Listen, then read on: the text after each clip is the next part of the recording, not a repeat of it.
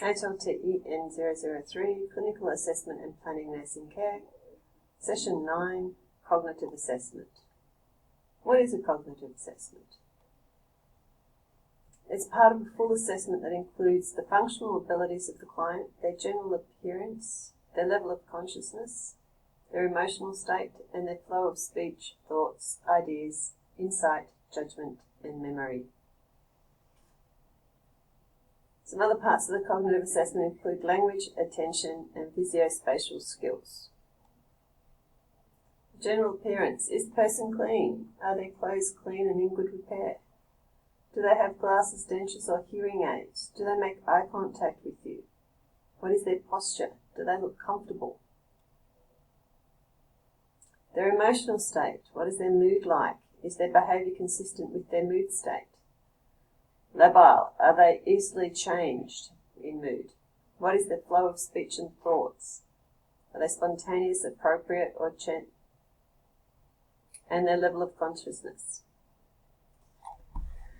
Insight and judgment. Understanding of the current medical, social, financial circumstances. Do they have understanding and awareness of their functional abilities and challenges? What are their decision-making abilities like, and what strategies do they have in place? What is their perception and interpretation? Do they have any sensory deficits? Do they look neglected? Are they complaining of hallucinations? We have assessment of specific domains: memory, language, attention, and visuospatial skills. Memory is the ability to learn, retain, and recall information. Different parts of the brain are responsible for receiving, encoding, storing, and retrieving knowledge. Difficulties in any one area can cause profound problems in IADLs or ADLs. Assessment of memory. Immediate. Does the person recognise and respond? Can they follow a command? Short-term memory is only stored for a few minutes to a few days, whereas long-term or remote memory is obviously a lot longer.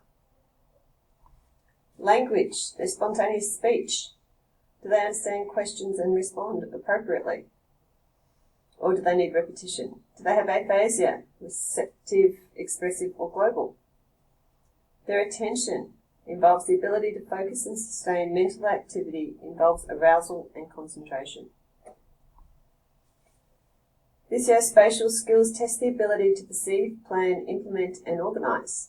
Attention involves the ability to focus and sustain mental activity, which involves both arousal and concentration. Visuospatial skills that test the ability to perceive, plan, implement, and organise. And attention, once again. What can affect cognitive status? Medical illnesses including pain syndromes, infections, and malignancies. Alcohol and medications, including prescription ones. A psychiatric illness such as psychosis, depression, or mania. And syndromes such as Down syndromes or Parkinson's. How do we test? We use an MMSE, which is a mini mental state exam, as a screening tool. It's reliable and valid, and it's been established to be those. However, it has to be administered and scored according to their guidelines, and it takes under 10 minutes to do this one. The Brief Cognitive Rating Scale, or BCRS, is more sensitive and detailed. It takes more time but gives more information. It couples nicely with the Global Deterioration Scale and or FAST. So we have a clock drawing, fast, reliable, also fascinating. It's a standardised time and are more reliable. We can do frontal lobe tests, F words, animals, and alternating sequences.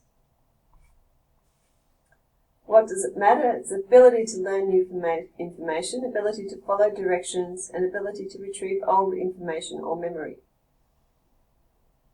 It's associated with the capacity to consent to medical treatment and to make personal care decisions. That's very important. Different conditions affect different parts of the brain and therefore show different deficits. Delirium can and should be transient and can affect mental status. Helpful for tracking people over time regarding stability versus deterioration. Alzheimer's disease, consistent, predictable deterioration of several points per year on an MMSE, but the BCRS is usually consistent. With vascular dementia, patchy deficits in both MMSE and BCRS, and with frontal lobe dementia, they can score 30 out of 30 and be completely unable to function independently. In summary, screening tools are useful for baseline measurements and to give a snapshot impression of cognitive ability, part of a full assessment, but not a full assessment in themselves. The information must be interpreted in the context of the whole person and take into consideration normative values. In summary, a few tips of putting the person at ease is helpful. If you can't get cooperation, try the SLY approach. If all else fails, try to get a clock drawing. The Alzheimer's Disease Assessment Scale is purposed to evaluate cognitive impairment in the assessment of Alzheimer's disease. It's recommended for second stage or more detailed assessments and/or for particular research evaluations, rather than for applications in routine care settings.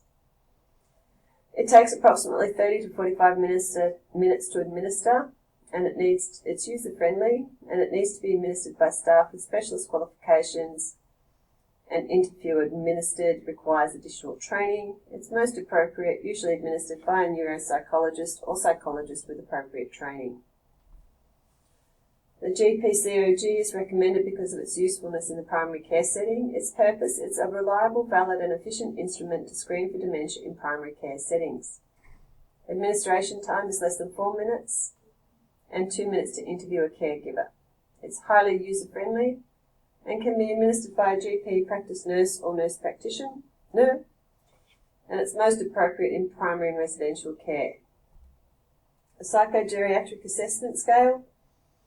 The purpose is cognitive screening tool to assess the level of cognitive impairment or decline, and it also assesses stroke and behaviour change. It takes approximately 10 to 20 minutes. It's very user-friendly and administered by an interviewer. Data is routine and collected by nursing home staff trained in assessment as part of entry into care facilities as per FICA. There are 2 scales, interview with the resident and interview with the caregiver, and it's most appropriate in residential aged care facilities or nursing homes. The Roland Universal Dementia Assessment Scale is designed to enable the easy translation of the items into other languages and to be culturally fair. It is recommended for use with those from culturally and linguistically diverse backgrounds. The purpose is as a short cognitive screening tool for assessment of dementia. It takes 10 minutes. It's highly user-friendly, administered by interviewer, patient response questionnaire. Most appropriate in primary, community and residential care.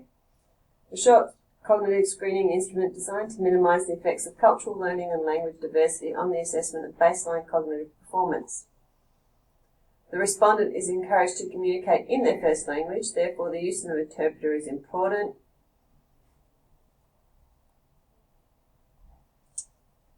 The KICA is the only valid dementia assessment tool for older Indigenous Australians. It takes 10 minutes with 18 questions. It's highly user-friendly. Interview administered, patient response questionnaire. It's most appropriate in primary, community and residential care, in remote communities for those aged 45 and older, when other instruments are not appropriate.